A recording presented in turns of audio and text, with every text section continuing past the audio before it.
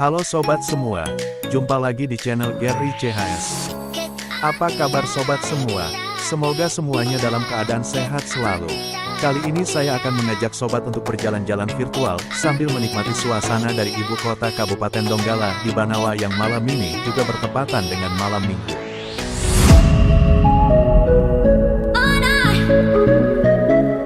Tapi sebelumnya, untuk sobat yang baru pertama berkunjung di channel saya, bolehlah kiranya untuk subscribe channel ini, dan jangan lupa nyalakan lonceng notifikasinya, agar sobat terus update video lainnya dari channel ini ke depannya.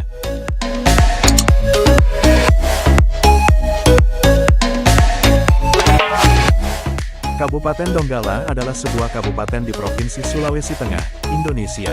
Ibu kota kabupaten sekaligus pusat administrasi terletak di Kecamatan Banawa. Menurut literatur Perancis, kata Donggala disebut dengan kata Dunggeli.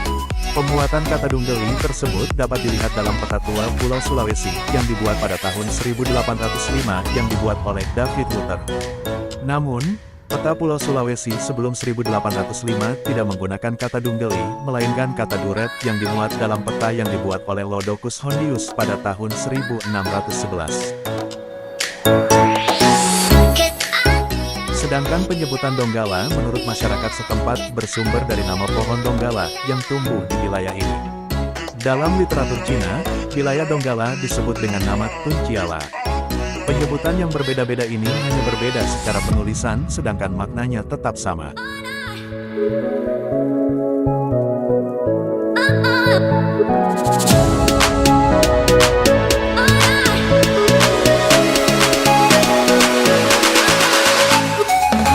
Catatan tertua tentang Donggala ditemukan dalam sumber-sumber Tiongkok sebelum abad ke-15 yang ditulis oleh Jeffrey Mills dan disunting Marcel Bonnet di buku Chinese Navigation 1965. Sejak tahun 1430, wilayah kota Donggala telah dikenal sebagai pelabuhan untuk memperdagangkan hasil bumi seperti kobra, damar, dan kemiri, juga ternak sapi.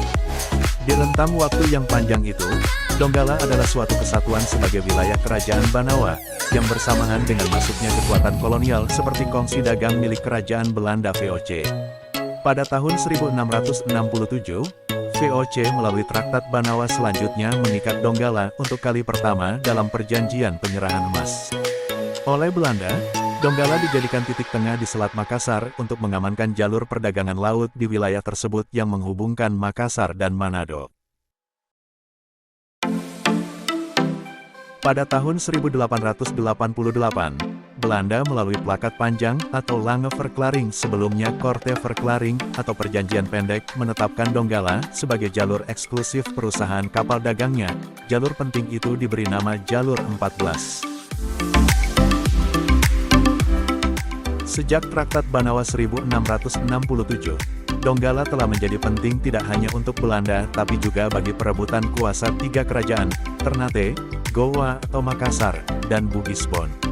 Kepentingan di bawah pengaruh koloni Belanda itu kemudian berkaitan dengan penentuan Donggala sebagai wilayah penunjang Karesidenan Celebes and Onderorigeden di Makassar dan Karesidenan Miden Celebes di Manado.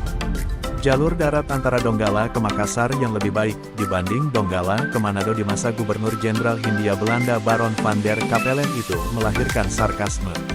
Lebih cepat ke Eropa dari Manado, daripada dari Manado ke Donggala. Perdagangan di Donggala menjadi lebih intensif hingga memasuki abad ke-20.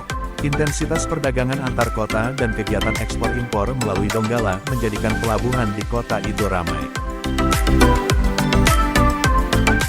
Booming kopra, tahun 1920 sampai tahun 1939, menjadi kata kunci dalam catatan sejarah selanjutnya, lalu Jepang datang menggantikan Belanda, dan selanjutnya fase pergolakan-pergolakan politik nasional pasca kemerdekaan.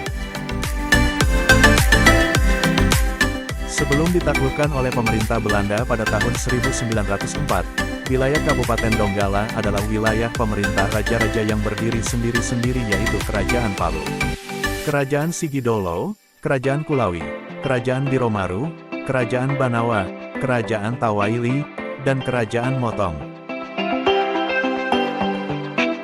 Baiklah, sekian sejarah singkat mengenai asal-muasal kota Donggala. Jika ada dari penyimak video ini mengetahui informasi tambahan mengenai ibu kota Kabupaten Donggala, sangat diharapkan untuk menulisnya di kolom komentar video ini. Nah sekarang, selamat menikmati jalan-jalan virtual kali ini. Suasana malam minggu di ibu kota Kabupaten Donggala, Provinsi Sulawesi Tengah.